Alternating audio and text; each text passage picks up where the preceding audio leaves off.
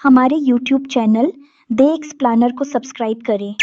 Hi friends, कैसे हैं आप सब। उम्मीद करता हूं कि आप सब लोग खैरियत से होंगे। तो दोस्तों, आज की इस वीडियो में हम बात करने वाले हैं ड्रामा सीरियल मायरी की एपिसोड नंबर 53 के बारे में। सब पिक्चर्स को मैंने एंटरटेनमेंट पर्पसेस के लिए एनिमे स्टाइल में कन्वर्ट कर दिया है। तो चलिए शुरू करते हैं। एपिसोड के स्टार्ट में हम देखते हैं कि एनी और फाखिर अपनी जिंदगी में हुए वक्त से पहले होने वाले जल्दी से होने वाली शादी की बातचीत कर रहे होते हैं। एनी दोनों मियाँ बीवी एक दूसरे से अपना हाल हवाल कर रहे होते हैं। साथ ही साथ एनी फाखिर को बताती है कि उसने इंटर में प्राइवेटली एडमिशन लिया है और वो फाखिर को भी आगे पढ़ने का मशवरा देती है, जिस पर फाखिर साफ कह देता है कि उससे एक साथ बिजनेस और स्टडी दोनों डील नहीं हो पाएगी। अब फाखिर घर से बाहर जा रहा होता है कि राहिला उसको जबरदस्ती रोक लेती है और उसको घर से गायब रहकर अपनी जिम्मेदारियों से जान छुड़वाने का कहती है। लेकिन फाखिर राहिला की उल्टी सीधी बातों पर जरा भी तवज्जो नहीं देता और घर से बाहर चला जाता है। अगली सुबह हबीब दस्तरख्वां पर बैठकर एनी को बार बार नाश्ते के लिए आवाजें दे रहा होता है और जल्दबाजी में आकर खुद ही उठकर किचन की तरफ चल देता है। किचन में समीना एनी के मना करने के बावजूद भी उसको उसके नाम की चेक बुक दे देती है।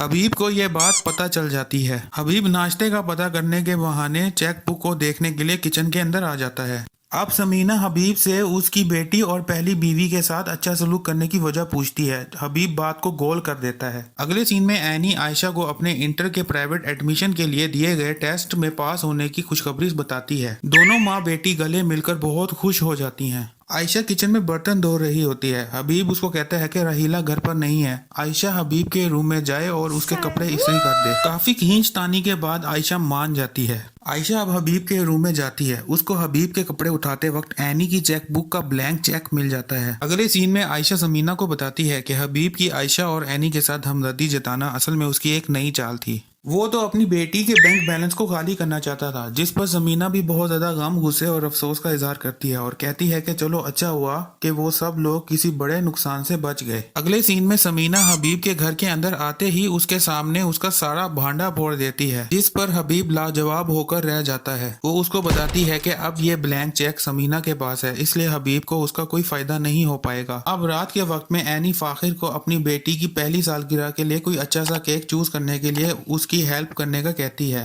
जिस पर फाखिर मायूस भरी बातें करने लगता है। एनी भी फाखिर की बातों को नजरअंदाज करके उसको अच्छे अच्छे मशवरे देती है, जिसके ऊपर फाखिर ने तो कभी भी अमल करना नहीं होता। अब फाखिर फोन सुनने के बहाने रूम से बाहर चला जाता है। आमना फाखिर को फोन पर इस्लामाबाद में आर्टिफिशियल इंटेलिजेंस पर होने वाले सेमिनार को अटेंड करने के प्लान के बारे में बताती है। आमना फाखिर को IT की स्टडी में इंटरेस्ट लेने के लिए कन्विंस कर लेती है। अगली सुबह फाखिर समीना के पास आकर बताता है कि वो 3 दिन के लिए इस्लामाबाद में IT से रेलेवेंट सेमिनार अटेंड करने के लिए जाना चाहता है। समीना उसको ये याद दिलाती है कि उसकी बेटी की फर्स्ट बर्थडे है, इसलिए उसको ये सेमिनार अटेंड नहीं करना चाहिए, लेकिन फाखिर सिर्फ अपना डिसीजन सुनाता है और समीना के लाख मना करने के बावजूद कोई बात नहीं सुनता है। अब बर्थडे नाइट को समीना, आयशा, फहमी एक दूसरे से मिलकर बातें कर रही होती हैं कि हबीब और राहिला भी बर्थडे में शामिल होने के लिए इजाजत मांग लेते हैं। काफी खींचतानी के बाद इजाजत मिल जाती है। फिर सब लोग एनी की बर्थडे मनाने लग जाते हैं। सब मिलते जुलते हैं, हल्ला गुल्ला करते हैं और सेल्फी लेते हैं, लेकिन राहिला सिर्फ उनका मुंह ही देखती रह जाती है। कोई भी उसके करीब से भी नहीं भटकता,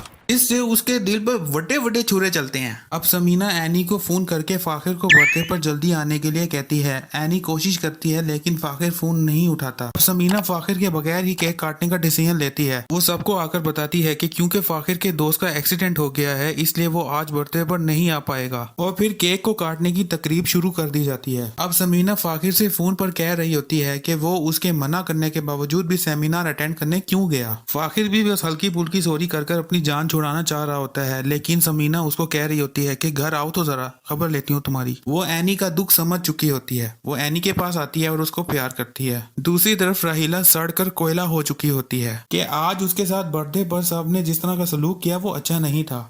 वो अब हबीब को आज के होने वाले सारे माजरे पर अपने दिल का हाल बयान करती है, लेकिन हबीब भी उसके दुख का कुछ नहीं कर पाता। अब अगली सुबह आयशा और समीना का किचन में ब्रेकफास्ट के लिए आमना सामना होता है। इधर समीना कल रात हुए वाकये पर आयशा से अपने बेटे के बिहाफ पर माफी मांगती है। दोनों मदर्स अपने अपने बच्चों की वकालत करती हैं, लेकिन इधर समीना हार मान लेती है और बस इतना कहती है कि वो सॉरी के अलावा और कुछ नहीं कह सकती है, जिस पर आयशा काफी सब्र का मुजाहिरा करती है। अब अगले सीन में समीना काफी काफी परेशान हाल ऑफिस में बैठकर बिजनेस से रेलेवेंट फाइनेंशियल कैलकुलेशन कर रही होती है। ये तब भी उसको जमशेद की याद आती है। वो जमशेद को फोन करती है और उससे ज़हीर साहब के बिजनेस में होने वाले लॉस की छानबीन करने के लिए हेल्प मांगती है, जिस पर जमशेद मान जाता है। अगले सीन में फाखिर रात को अपने रूम में आता है, जिस पर एनी उससे काफी गुस्से में बात करती है। फाखिर किसी तरह बात को गोल करने की कोशिश करता है, जैसे कि ये बहुत मामूली सी बात हो, लेकिन एनी इस बात पर जोर देती है कि अपनी बेटी के पर्दे पर खुद बाप का ना होना ये कोई छोटी बात नहीं होती है। और इधर हमारी एपिसोड खत्म हो जाती है। तो दोस्तों उम्मीद करता हूँ कि आप लोगों को आज की मेरी ये वीडियो पसंद आई होगी। अगर वीडियो पसंद आई है तो इसको अपने दोस्तों के साथ शेयर कर दें, वीडियो को लाइक कर दें, चैनल को सब्सक्राइब कर दें और कमेंट्स में अपनी कीमती राय से जरूर आगाह करें। मिलते हैं अगली वीडियो में, तब तक के लिए बाय बाय।